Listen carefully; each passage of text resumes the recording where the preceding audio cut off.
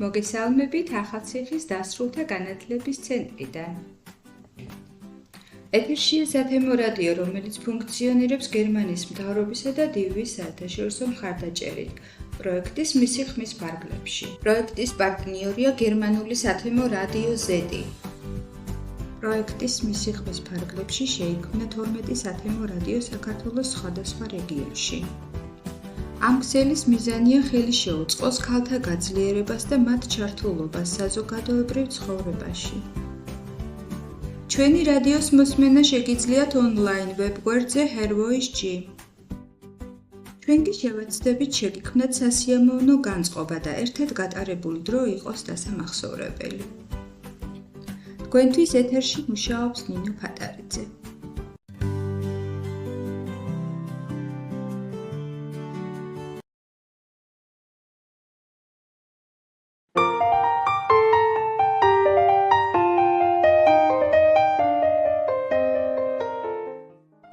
ეთერშია თეთრი კარავი და დღეს გადაცემას ისევ მე გავუძღვები, ბატონი დიმიტრი.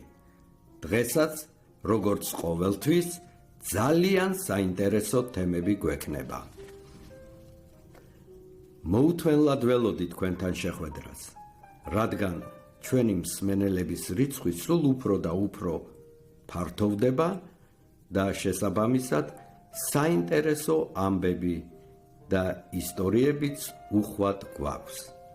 დღეს ძალიან საინტერესო ხმოვან წერილებს მოგასმენინებ, რომლებსაც ჩვენი აქტიური მსმენელები გვიგზავნიან და თუ თქვენ ახლა პირველად გვისმენთ, იცოდეთ, რომ თეთრი კარავი ყველასთვის ღიაა.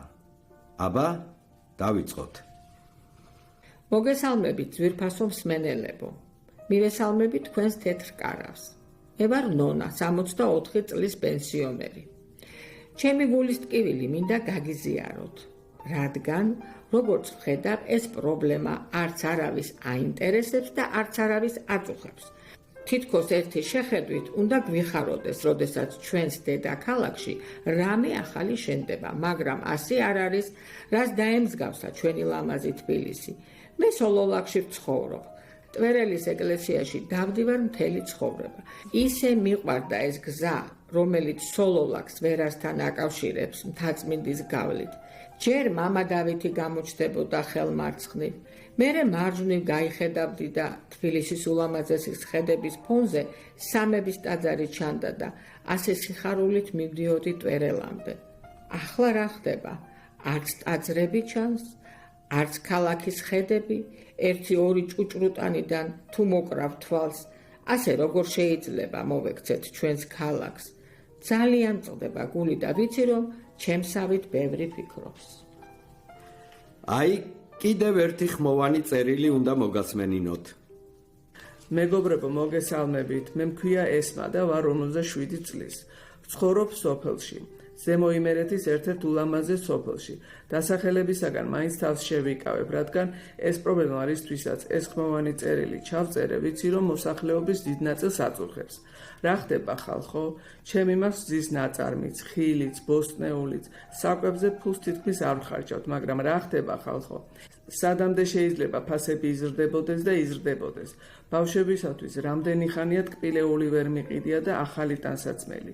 ჩვენი სოფლის ქალები კაპიკებში ვყიდით ყველს და ქალაქში აჯერ ძვირად ყიდია. ასე როგორ შეიძლება, ნუ თუ ვერ გამოინახა ის კავშირი ჩვენს, რომ ჩვენი ნაშრომი დაგვიფასდება და არც ყიდველს გააძრობენ ტყავს. არ ვიცი ასე როდემდე უნდა გაგრძელდეს. ეს იყო ჩემი საწუხარი ბოდიში თუ დაგამძიმეთ. კიდევ ერთი ხმოვანი წერილი უნდა მოგასმენინოთ. მე მქვია დიანა, ვარ 45 წლის, ვცხოვრობ გლდანის მე-7 მიკრორაიონში და ყოველდღე მიწევ სამსახურში ბაგებში სიარული. მეგობრებო, არ ვიცი, ვის მივმართო. ვიცი, რომ მარტო მე არ მაწუხებს ეს პრობლემა.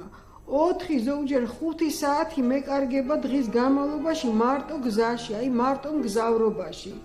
მაშინ როცა ერთი სული გაქვს ადამიანს, რომ სახლში დროზე მიხვიდე და ცოტა ხნით მაინც იყო ოჯახურ გარემოში და სითბოში. ისეთი დაღლილ დაქანცულებილ ბრუნდებით ლაპარაკის თავიც კი აღარა გვაქვს. ნუ თუ არ შეიძლება ამ საცობებზე ვინმე მიფიქროს, ვისევალება არ ვიცი, იზრუნეთ, რომ მოწესრიგდეს ამ ქალაქში ერთხელ და სამუდამოდ ეს საცობების პრობლემა, რომ დროზე დავბრუნდეთ ჩვენს ოჯახებში. მართლა ძალიან ბევრი პრობლემაა მოსაგვარებელი.